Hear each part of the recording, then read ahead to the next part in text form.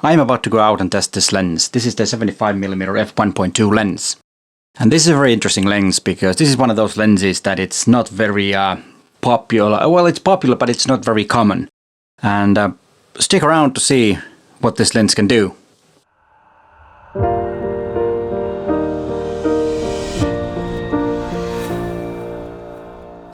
Hi there, Peter Forsgaard, an Olympus visionary from Helsinki, Finland. And before we get into this 75mm 1.2 lens, please consider to subscribe to my channel and hit that bell so you get notified when there is a new video online.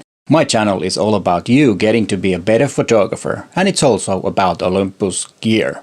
And remember, I post 2 videos a week, usually on Tuesdays and on Fridays. But I need to pack my gear and go outside. See you there. And first, a disclaimer. This lens is mine. I bought it 2014 when I got my first Olympus OMD EM1 camera. And remember, Olympus does not tell me what videos I should do, nor do they pay me for doing these videos. I do videos that I like to do and videos that I think that might be useful for my viewers and subscribers. A 75mm lens is not a very usual focal length, but back in the film era it was a lot more common. There are lots and lots of different options from old vintage lenses that have the 75mm focal length. But most of those lenses are manual focus lenses, which is not a problem if you want to focus manually, for example for portraits, which this is very good for. In that sense, it's not a problem if you don't have the AF lens. And remember that you can get almost any lens attached to a Olympus camera with an adapter. When I first got this lens, I used to use it really a lot for my editorial portraits. But after I got the 45mm 1.2 Pro lens, I haven't really used this lens that much. There's one particular reason. It's not the quality. This lens is very good, as you will see in the later in this video. But the main reason is that this is a bit too long for my likings for portraits, because I have to be quite far away from the model, and in many cases that's not a good thing, because I want to be closer to the model and still have a moderate telephoto lens for the portraits. And the reason that I want to be fairly close is that there's a better connection with the model. With this one I'm too far away, and the connection will not be that intense with the model, and that's why this one is not my favorite portrait lens anymore, like it used to be. But for editorial portraits, this still might be a good option, so that you can be a bit further away when you do not have to have that connection with the model, because there's an interviewer, and the connection is between the interviewer and the model, or the subject of or the person that you're photographing.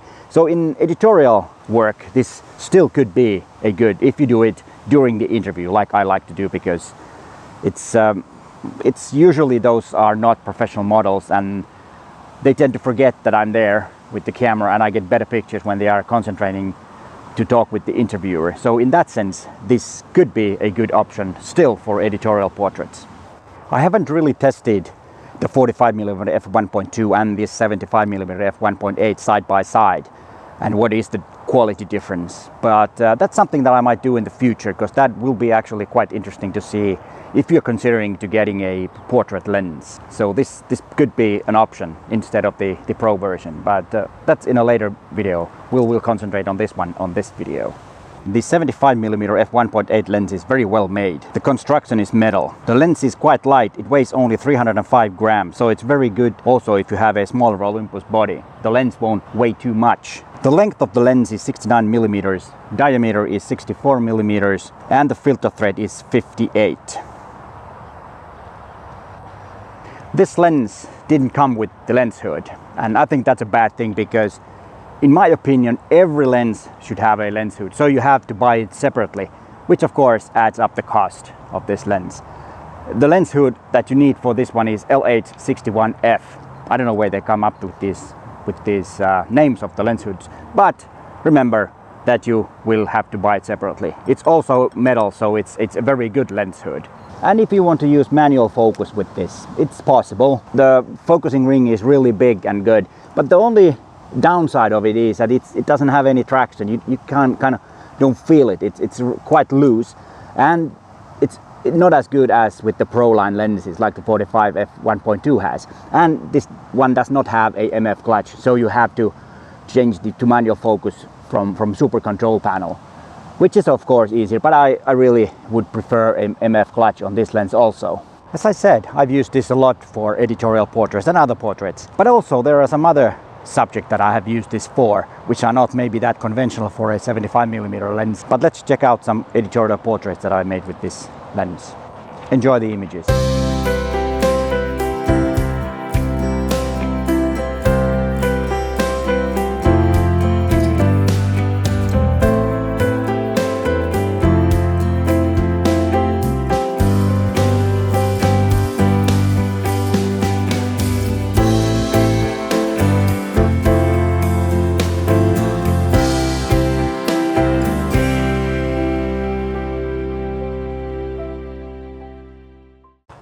And with the aperture of f1.8, it's really easy to get that nice depth of field or shallow depth of field. And that's quite important when doing editorial portraits, because they're usually done indoors and there are lots and lots of distractions in the background. But with the f1.8 aperture, you can get that really out of focus. And the bokeh also quite nice. It renders really nicely in the areas where the image is not intended to be sharp. Landscape is not maybe the first thing that comes to mind when you have a 75mm lens, but I had this on my trip to Scotland a few years ago when we went with my wife. We took the North Coast 500 and I used this lens for landscapes, and a longer lens for landscapes is really interesting because it kind of squeezes the depth of the scene, so that the far away objects appear to be closer, because it kind of squeezes the perspective. And that's why I think a longer lens on a landscape in some cases might be a really good option.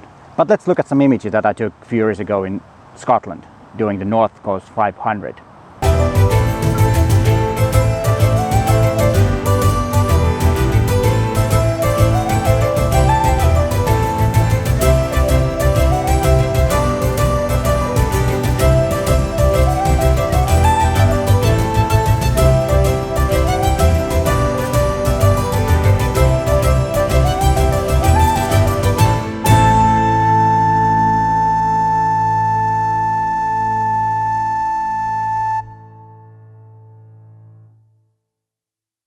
The lens is really sharp.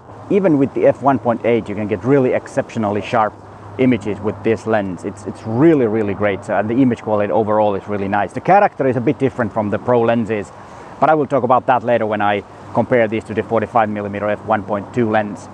It's really getting windy out here. I hope the audio is alright, but I need to check that out after I've done this clip. But I've used this 75mm f1.8 lens for variety of things, as I said in the beginning, and you already saw the editorial portraits, you saw the landscape that I took in Scotland.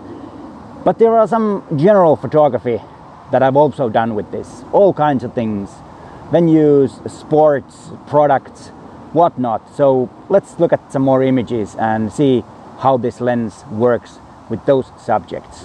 And again, I hope you enjoy the images.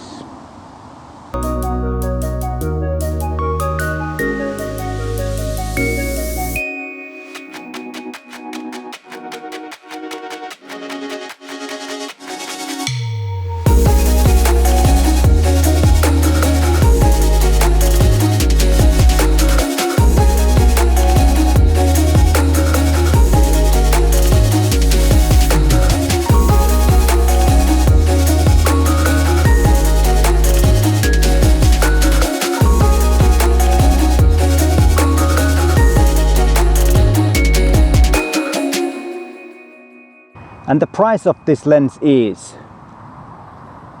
and you probably guess why I showed it like that, because I forgot to check the recent price.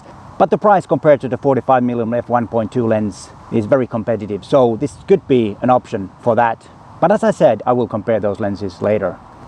And when I got this lens, I wanted to have a black one, but they all only had a silver version. So as you probably can figure it out, you can get this lens as black and as a silver version. And you might want to watch these two videos next. But hey, thanks for watching and bye for now.